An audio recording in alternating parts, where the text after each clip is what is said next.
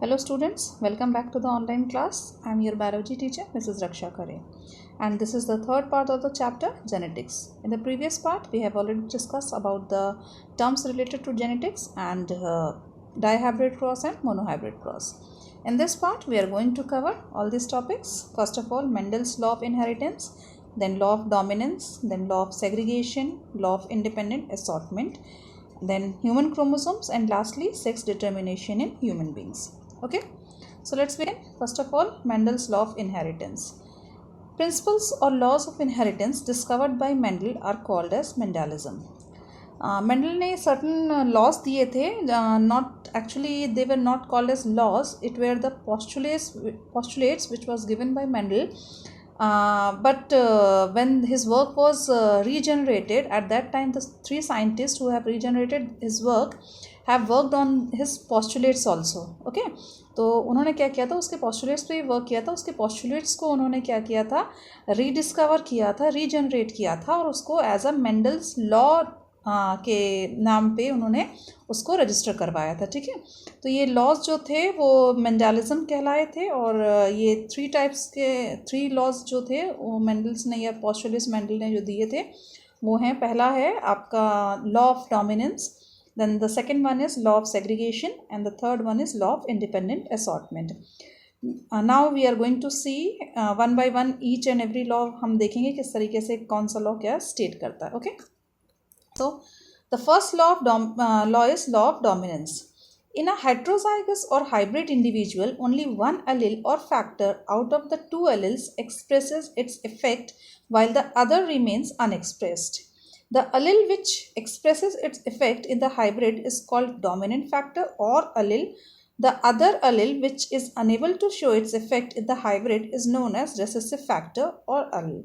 Okay, तो it states that, इसका मतलब ये होता है कि the character which express itself, जब हम क्रॉस कराते हैं किसी सेम स्पीसीज के दो ऑर्गेनिज्म के बीच में, ठीक है, तो जो कैरेक्टर अपने आप को एक्सप्रेस करता है रिजल्ट में, जो कैरेक्टर अपने आप को एक्सप्रेस करता है तो that is called as dominant. And जो कैरेक्टर अपने आप को एक्सप्रेस नहीं कर पाता है so that will be termed as recessive character. Okay, इसको हम मोनोहाइब्रिड क्रॉस के थ्रू बहुत ईजिली समझा सकते हैं कि मेंडल ने क्या किया था, उन्होंने दो प्योर प्लांट्स लिए थे. एक तो उन्होंने जो कैरेक्टर्स लिया था सेम प्लांट के सेम स्पीसीज के प्लांट के दो कैरेक्टर जो उन्होंने लिए थे, तो एक टॉल था एक डॉर्फ था. ठीक है, उन्होंने इनके बीच में जब क्रॉस कराया तो उनका ये एक्चुअली उनका एज्यूम उन्होंने ये किया था कि हम जब एक टॉल और डॉर्फ के बीच में क्रॉस कराएंगे तो दो ही तरीके के रिजल्ट पॉसिबल हो सकते हैं, या तो सारे के सारे प्लांट मीडियम साइज़ के आएंगे या तो फिर कुछ प्लांट आपके टॉल आएंगे कुछ आपके डॉर्फ आएंगे, यानी मिक्स रिजल्ट आएगा. पर ऐसा नहीं हुआ. जब उन्होंने क्रॉस कराया तो सारे के सारे प्लांट कैसे आ गए, टॉल आ गए. तो उनका जो एजम्पशन था वो कुछ रॉन्ग हो गया. फिर उन्होंने सेम जनरेशन के पे क्रॉस करवाया, सेम प्लांट को लेकर के उन्होंने फिर से क्रॉस कराया, तब उन्हें जाकर के कुछ डॉर्फ और कुछ टॉल प्लांट दोनों तरीके के प्लांट मिले. तो उन्होंने तब ये सोचा कि जो हमने जो F1 जनरेशन यानी जो पहले क्रॉस करा करके जो हमें रिजल्ट मिला था, यानी उसमें कहीं ना कहीं रेसेसिव का एलील था, यानी डॉर्फनेस का एलील था, तभी तो वो दोबारा क्रॉस करने पे वो एलील जो है वो बाहर दिखने लगे. यानी क्योंकि हमें सेकेंड जनरेशन में डॉर्फ प्लांट भी मिलता है. जब हम मोनोहाइब्रिड क्रॉस, आप लोगों ने इससे पहले वीडियो में देखा होगा कि फर्स्ट जनरेशन में सारे के सारे टॉल प्लांट मिले थे, पर सेकेंड जनरेशन में हमें एक डॉर्फ प्लांट भी मिला था, है ना. तो जैसे ही सेकेंड जनरेशन में उनको डॉर्फ प्लांट मिला तो उन्होंने ये रिजल्ट निकाला कि जो फर्स्ट जनरेशन में जो हमें टॉल प्लांट मिला था उसमें कहीं ना कोई एक फैक्टर था डॉर्फनेस का, तभी वो दोबारा क्रॉस कराने पे वो बाहर आ गया. तो उन्होंने ये कहा कि F1 जनरेशन में क्रॉस कराने पे जो हमें रिजल्ट मिल रहा है, जो हमें शो हो रहा है वो डोमिनेंट कैरेक्टर है, और F2 रिजल्ट पे हमें डोमिनेंट और रिसेसिव दोनों कैरेक्टर्स मिलते हैं. ठीक है, तो F1 जनरेशन में जो कैरेक्टर हमें शो नहीं हो रहा था उसको उन्होंने रेसेसिव नाम दे दिया, और जो कैरेक्टर शो हो रहा था उसे उन्हें डोमिनेंस नाम दे दिया. तो तभी ये आपका जो फर्स्ट लॉ है लॉ ऑफ डोमिनेंस के नाम से जाना गया. ठीक है, लॉ ऑफ डोमिनेंस जो है वो यूनिवर्सली आपका एक्सेप्टेबल नहीं है, उसे एक्सेप्ट नहीं किया गया था. क्यों? क्योंकि अगर मेंडल के अकॉर्डिंग हम अगर देखें कि लॉ ऑफ डोमिनेंस के अकॉर्डिंग, या तो सिर्फ दो ही कैरेक्टर पूरी दुनिया में होंगे, या तो सिर्फ डोमिनेंट होगा या तो फिर रिसेसिव होगा, बीच का कुछ हो ही नहीं सकता। फॉर एग्जांपल अगर हम कैरेक्टर लेते हैं इंटेलिजेंस का, तो इंटेलिजेंस या तो इंसान बहुत ज़्यादा इंटेलिजेंट होगा या तो बिल्कुल फूल हो जाएगा वो इंसान, या तो एकदम बुद्धू होगा, है ना। तो जो बीच में इंटेलिजेंस की जो शेड्स होती है, जो कैटेगरीज होती है कि कुछ कम इंटेलिजेंट होते हैं, फिर उससे लोअर लेवल आता है, आईक्यू लेवल के जो लेवल्स हैं वो बीच के कोई मतलब ही नहीं रह गया, है ना। सेकेंड एग्जांपल अगर हम डायबिटीज़ का ले लें, ठीक है, डायबिटीज़ एक डिजीज़ होती है, तो या तो डायबिटिक पेशेंट बहुत ज़्यादा हाई लेवल का डायबिटिक होगा या तो डायबिटीज़ बिल्कुल नहीं होगा। तो बीच में जो डायबिटीज़ के लेवल्स हैं वो सब तो किसी मायने की नहीं रहे। तो ऐसा तो नहीं होता ना, रियल लाइफ में कई शेड्स हमको देखने को मिलते हैं डायबिटीज़ के। स्किन टोन की अगर हम बात करें, या तो इंसान अकॉर्डिंग टू मेंडल या तो इंसान बहुत ज़्यादा काला होगा या तो बिल्कुल गोरा होगा, पर ऐसा नहीं होता है। स्किन टोन्स हमें कई तरीके की टोन्स देखने को मिलती है स्किन की, कई तरीके के टेक्सचर्स हमें देखने को मिलते हैं स्किन के, है ना। तो रियल लाइफ में ये पॉसिबल नहीं है कि डोमिनेंट और रिसेसिव कैरेक्टर ही सिर्फ पॉसिबल नहीं है, कई शेड्स होते हैं इनके बीच के भी जो कि हमें देखने को मिलते हैं रियल लाइफ में। तो इसलिए लॉ ऑफ डोमिनेंस को जो था वो एक्सेप्ट नहीं किया गया यूनिवर्सली, और ये कैंसिल कर दिया गया ये लॉ, ठीक है। पर मेंडल ने क्योंकि दिया था इसलिए हम इसके बारे में हम पढ़ते हैं, और ये लॉ जो है आप मोनोहाइब्रिड क्रॉस के थ्रू इजीली दिखा सकते हैं। मैंने यहाँ नीचे डायग्राम में भी दिखाया है कि प्योर प्लांट और pure dwarf plant, tall plant और डॉर्फ प्लांट के बीच में जब हमने क्रॉस कराया तो F1 जनरेशन में हमें सारे के सारे टॉल प्लांट मिले हैं। यानी तो जो हमें F1 जनरेशन में जो कैरेक्टर हमें शो हो रहा है वो हमारा डोमिनेंट हो गया, जो कैरेक्टर हमें शो नहीं हो रहा है यानी डॉर्फनेस का, वो हमारा क्या हो गया, रिसेसिव हो गया। Okay, I hope this is clear to you. The next law is law of segregation. It states that the two factors or alleles of a character are particulate entities which keep their identity intact in the individual. They separate out randomly at the time of gametogenesis. A gamete comes to have only a single factor or allele of a character and is therefore always pure for a character. Because of it, the law of segregation is also called as law of purity of gametes. Law of segregation, segregation का मतलब क्या होता है, separation, किसी चीज़ को separate करना, ठीक है। तो जब हम क्या देखते हैं कि जब हम किसी चीज़ को एक साथ लाते हैं, फॉर एग्जांपल अगर हम बात करें कि हमने दो कैरेक्टर्स लिए हुए हैं, टॉल और डॉर्फ, हम लॉ ऑफ सेग्रीगेशन को भी मोनोहाइब्रिड क्रॉस के थ्रू ईजिली समझा सकते हैं, ठीक है। मैंने यहाँ नीचे दिखाया भी आपको कि हमने एक दो कैरेक्टर्स लिया हुआ है, एक हमने क्या लिया हुआ है, टॉल लिया हुआ है और हमने डॉर्फ लिया हुआ है, ठीक है, टॉल और डॉर्फ लिया हुआ है।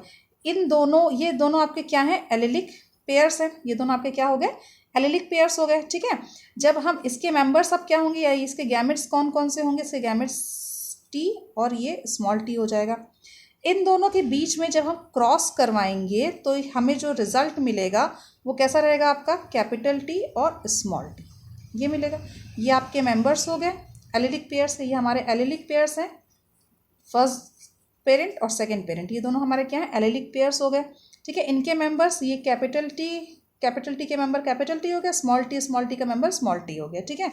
जब इन दोनों के बीच में हम क्रॉस कराएंगे तो हमें रिजल्ट में हेट्रोजाइगस टाइप यानी हाइब्रिड टाइप का रिजल्ट मिलेगा, जो कि कैपिटल टी और स्मॉल टी मिलेगा।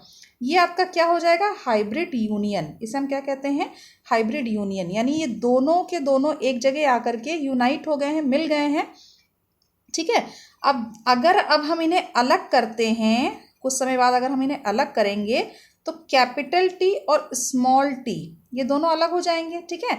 पर जब ये साथ में आए थे, जब ये दोनों अलग अलग मेंबर्स फैमिली के जब साथ में आकर के यूनाइट हो गए थे तो एक कैरेक्टर शो कर रहे थे टॉलनेस का, ठीक है। किसका कैरेक्टर शो कर रहे थे, टॉलनेस का।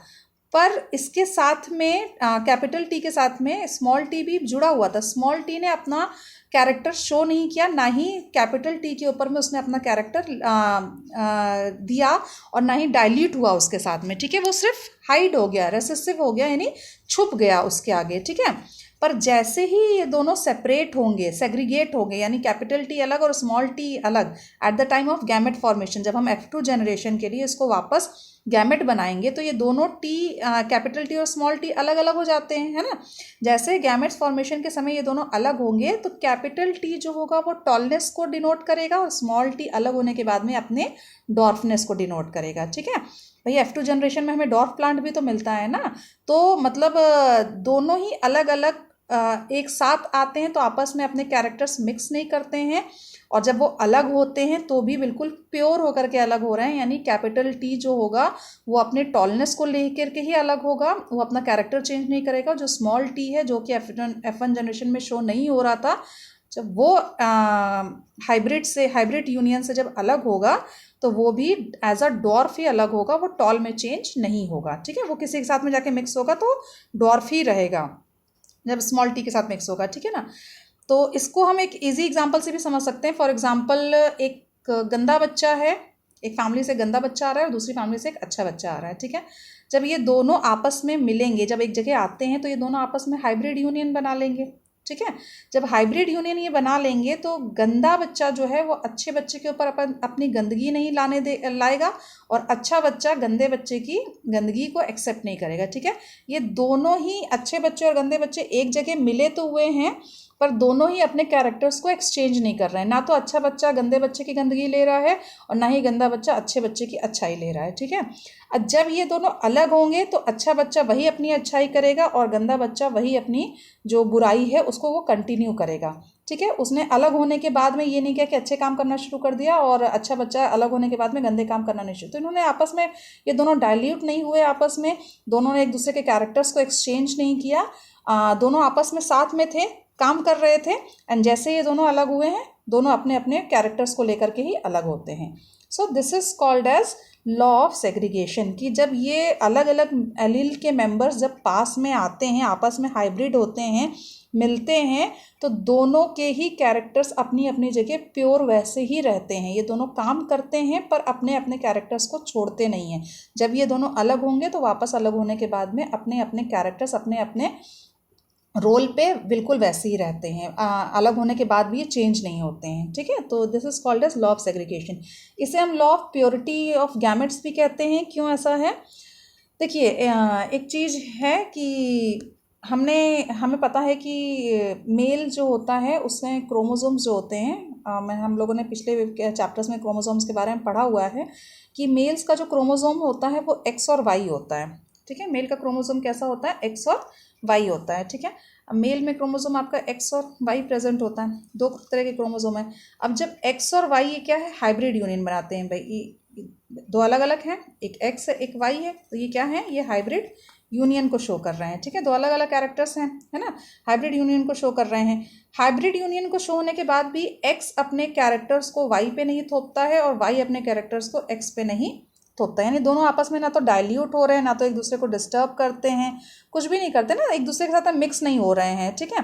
Eight the time of gamete formation, जब गैमेट फॉर्मेशन होता है तो एक्स अलग जाता है, वाई अलग जाता है, ठीक है ना। एक्स अलग जाता है, वाई अलग जाता है। अब ये एक्स अगर एक्स के साथ में मिलता है तो फीमेल के एक्स के साथ मिलता है तो डॉटर बनती है, और अगर ये वाई किसी फीमेल के एक्स के साथ में मिलता है तो क्या बनाएगा? मेल बनाएगा, ठीक है, बॉय बना देता है। पर ये क्या होते हैं, आपस में जो दोनों मिले हुए थे तो एक ही थे, एक मेल बनाया हुआ था इन्होंने, पर जैसे ही ये अलग होंगे तो अपने अपने गैमेट्स, यानी एक्स जो होगा वो गर्ल को डिनोट करेगा और वाई जो होगा वो एक बॉय को डिनोट करेगा, ठीक है। तो दोनों ही अलग अलग होकर के अपने गैमेट्स की जो प्योरनेस है eight the time of gametogenesis, दोनों अलग अलग होकर के अलग अलग इंडिविजुअल्स को देने के लिए केपेबल होते हैं, ठीक है। So that is why this law is also called as purity of gametes. और ये यूनिवर्सली, ये सेकेंड लॉ ही जो है लॉ ऑफ सेग्रीगेशन ही है जो मेंडल का यूनिवर्सली एक्सेप्टेबल है, क्योंकि अभी तक इसके अगेंस्ट कोई चीज़ हमें देखने को नहीं मिली है। और ये सारी की सारी चीज़ें सही हैं कि जब कोई भी कैरेक्टर के जो जीन्स होते हैं वो जब आपस में मिक्स होते हैं तो जब उनको अलग भी किया जाता है तो वो जीन्स अपने अपने कैरेक्टर्स को शो करते हैं, वो आपस जब मिलते समय में आपस में एक्सचेंज नहीं करते अपने कैरेक्टर्स, ठीक है, क्योंकि जब उनको अलग किया जाता है उनके वैसे जो पुराने कैरेक्टर्स हैं वो उसी रोल में रहते हैं, ठीक है। So this is called as your law of segregation. The next and the third law is law of independent assortment. The two factors or alleles of a character separate and pair independently of the two factors of other characters during gametogenesis and fertilization. It results in new combinations or recombination of traits. ये law क्या होता है? ये law आपको state कर रहा है कि किस तरीके से इसमें क्या हम दो फैक्टर्स या दो कैरेक्टर्स ले रहे हैं. अभी तक हम एक कैरेक्टर लेकर चल रहे थे, तो लॉ ऑफ इंडिपेंडेंट असॉर्टमेंट आप डाई हाइब्रिड क्रॉस के थ्रू समझा सकते हैं. डाई हाइब्रिड क्रॉस में हम क्या करते हैं, हमने दो कैरेक्टर लिया हुआ था. ठीक है, दो कैरेक्टर कौन सा था? एक तो हमारा था कैपिटल आर जो कि कलर राउंड को डिनोट कर रहा था. कैपिटल वाई और कैपिटल वाई हमारा किसको डिनोट कर रहा था? कलर को डिनोट कर रहा था. ठीक है, दूसरा हमने क्या लिया हुआ था? हमने दूसरा जो लिया था वो है आपका स्मॉल आर और स्मॉल वाई. ठीक है, फिर से देख लीजिए, कैपिटल आर कैपिटल वाई. तो कैपिटल आर जो था वो कैपिटल वाई के साथ में, यानी कैपिटल आर किस चीज़ को डिनोट कर रहा था? कैपिटल आर राउंडनेस को डिनोट कर रहा था, राउंडनेस को. और कैपिटल वाई जो था वो येलो कलर को डिनोट कर रहा था.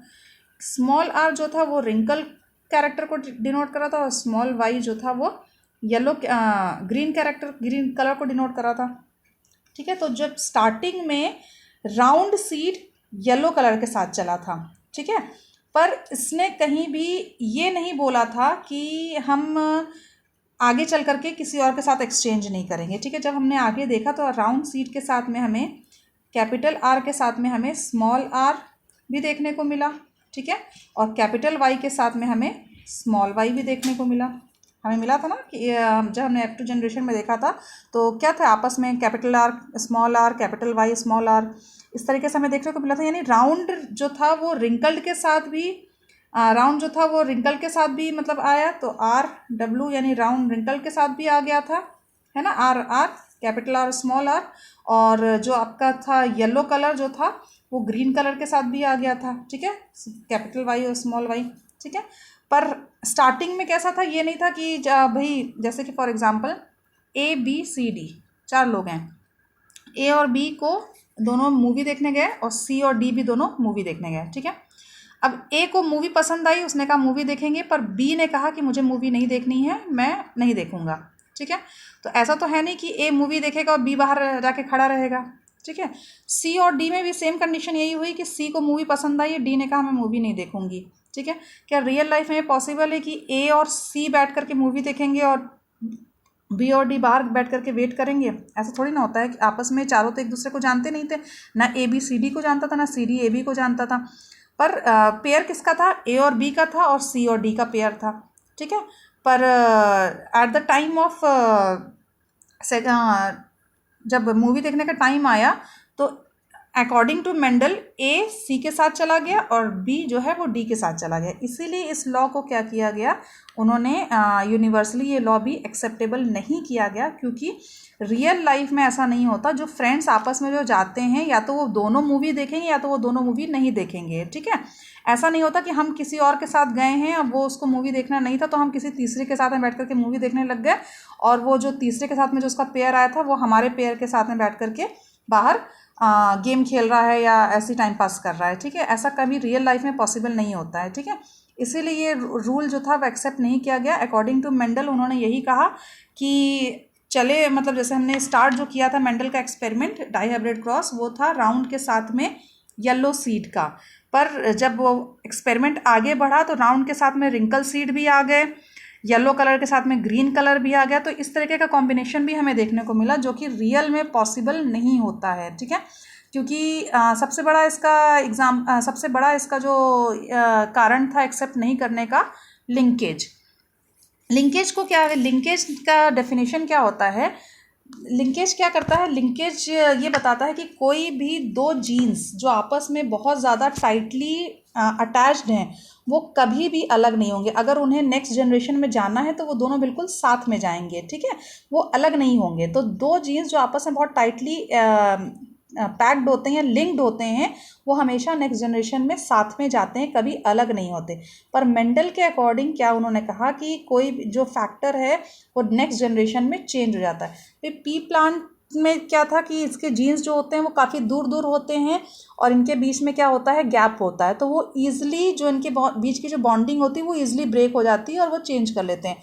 पर सारे ऑर्गेनिजम्स में पॉसिबल नहीं है, या आगे जो भी ऑर्गेनिजम्स में इस रूल को अकॉर्डिंग जो वर्क किया गया था उसमें ये देखने को नहीं मिला। कुछ ऑर्गेनिजम्स में ये भी देखने को मिला कि लिंकेज जो है वो बहुत इंपॉर्टेंट रोल प्ले कर रहा था। जो जीन्स बहुत ज़्यादा लिंक थे एक दूसरे से, वो बिल्कुल आपस में एक दूसरे के साथ जुड़ करके ही आगे जा रहे थे, वो टूट करके नहीं जा रहे थे। ठीक है, इसलिए क्या हुआ, लॉ ऑफ इंडिपेंडेंट असॉर्टमेंट जो था वो यूनिवर्सली एक्सेप्ट नहीं किया गया। कुछ कुछ केस में ये एक्सेप्टेबल है पर कुछ कुछ केस में ये एक्सेप्टेबल नहीं है, इसलिए इसे भी एक्सेप्ट यूनिवर्सली नहीं किया गया। ठीक है, so this was the third law of independent assortment. ये आपका थर्ड लॉ है। I hope this is clear to you. Next is human chromosomes. Human chromosomes क्या होता है? In human total number of chromosomes are 46 to 23 46 और 23 pairs of chromosomes. Human beings में या तो 46 क्रोमोसोम्स होते हैं और अगर हम पेयर की बात करें तो 23 पेयर्स ऑफ क्रोमोसोम्स होते हैं। ये आपके टू टाइप्स के होते हैं, ऑटोसोम्स और एलोसोम्स। ठीक है, ऑटोसोम्स क्या होते हैं? ऑटोसोम्स को हम सेक्स क्रोमोसोम्स भी कहते हैं। ये सिर्फ एक पेयर में प्रेजेंट होता है, सिर्फ एक पेयर होता है ये हमारी बॉडी में, और 2 इन नंबर होता है। ठीक है, इट कैन बी XX और XY, या तो ये XX हो सकता है या तो फिर XY हो सकता है। ठीक है, तो एक पेयर में जो क्रोमोसोम हमारी बॉडी में प्रेजेंट होता है उसे हम ऑटोसोम्स कहते हैं या सेक्स क्रोमोसोम्स कहते हैं। तो ये क्रोमोसोम्स होते कैसे? या तो XX होता है या तो XY होता है। ठीक है, it helps to determine the sex of the individual organism. ये क्या करते हैं, या हमें जो XX और XY जो 2 क्रोमोसोम्स मिल रहे हैं, ये हम किसी भी इंडिविजुअल का सेक्स डिफाइन करते हैं कि पर्टिकुलर का सेक्स क्या होगा, मेल होगा कि फीमेल होगा। Okay, allosomes are the chromosomes of whole body cells except sex और जर्म सेल्स। एलोसोम्स क्या होते हैं? सेक्स सेल्स को छोड़ करके, यानी जर्म सेल्स को छोड़ करके या ऑटोसोम्स को छोड़ करके जितना हमारी पूरी बॉडी में जितने सेल्स के अंदर क्रोमोसोम्स हैं वो सारे के सारे आपके एलोसोम्स हैं। ठीक है, इसको हम एक तरीके से और समझ सकते हैं। मैंने जब चैप्टर क्रोमोसोम्स पढ़ाया था तो मैंने आपको बताया था कि हमारे बॉडी में 2 तरीके के सेल्स होते हैं, कुछ सोमैटिक सेल्स होते हैं और कुछ जर्म सेल्स होते हैं। ठीक है, तो जर्म सेल्स के अंदर हमेशा आपके ऑटोसोम्स पाया जाता है, यानी सेक्स क्रोमोसोम्स पाए जाते हैं, और जो सोमैटिक सेल्स होते हैं यानी हमारी बॉडी के जितने पूरे सेल्स होते हैं उनके अंदर में एलोसोम्स पाए जाते हैं। ठीक है, एलोसोम्स जो होते हैं वो 44 इन नंबर्स होते हैं या फिर 22 पेयर्स होते हैं, यानी एक सेल के अंदर में या तो 44 क्रोमोसोम्स प्रेजेंट होंगे या फिर पेयर की अगर हम बात करें तो 22 पेयर्स प्रेजेंट होंगे। ठीक है, और जर्म सेल्स में कितना होता है? या तो फिर 1 पेयर प्रेजेंट होगा या तो फिर 2 क्रोमोसोम्स प्रेजेंट होंगे। ठीक है, क्लियर हो गया?